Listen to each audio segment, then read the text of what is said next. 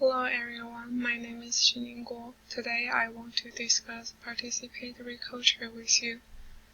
Participatory culture is a term that created by Henry Jenkins. It can be simply defined as a culture that everyone can participate in. Some of the well-known social media platforms are examples as participatory culture. They are YouTube, TikTok, Wattpad, Facebook, Twitter, and Instagram.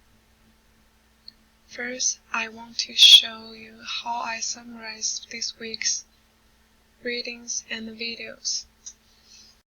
According to Jenkins, modern teens are media creators. Approximately 57% of American teens use the internet to create and share content through social media.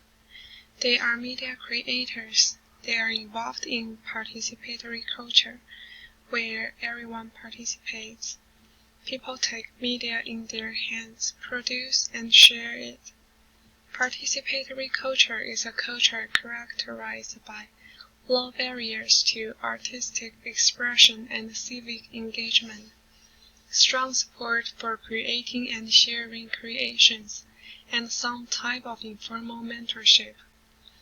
Participatory culture benefits range from peer-to-peer learning openings, positive attitude toward intellectual property, diverse cultural expression, more modern skills, and an enhanced view of citizenship. However, according to Jenkins, there is a mismatch between the traditional education institutions and the participatory culture. Their differences in ethics and the participation gap can be addressed through in- and after-school media literacy programs. In core media literacies, social skills are gained through networking and collaboration. They include play, performance, simulation, appropriation, multitasking, networking, negotiating, and collective intelligence. Teachers should go beyond the traditional textbook and apply approaches that often bar children from the real world described therein. Society should fundamentally shift learning and education paradigms to match and take advantage of how young generations are learning, which is informally through the internet. Education should be easily accessible to all who want to be learned and be more open source. Educators, parents, and educational institutions should value informal learning. Participatory culture can be a tool young people use to change society and the world.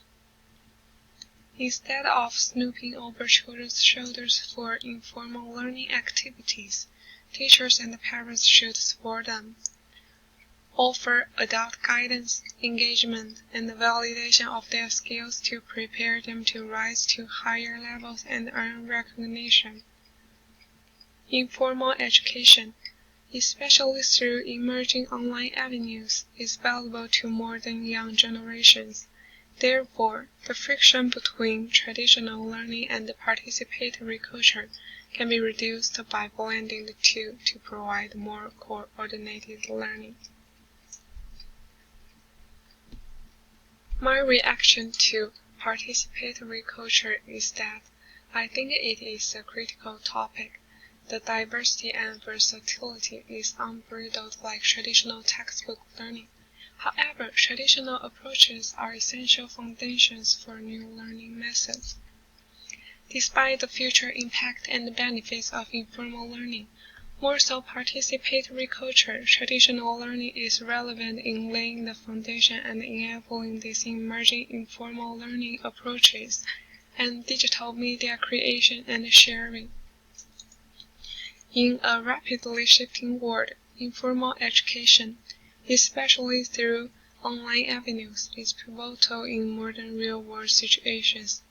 Therefore, participatory culture addresses the often overlooked importance of informal learning. Thank you.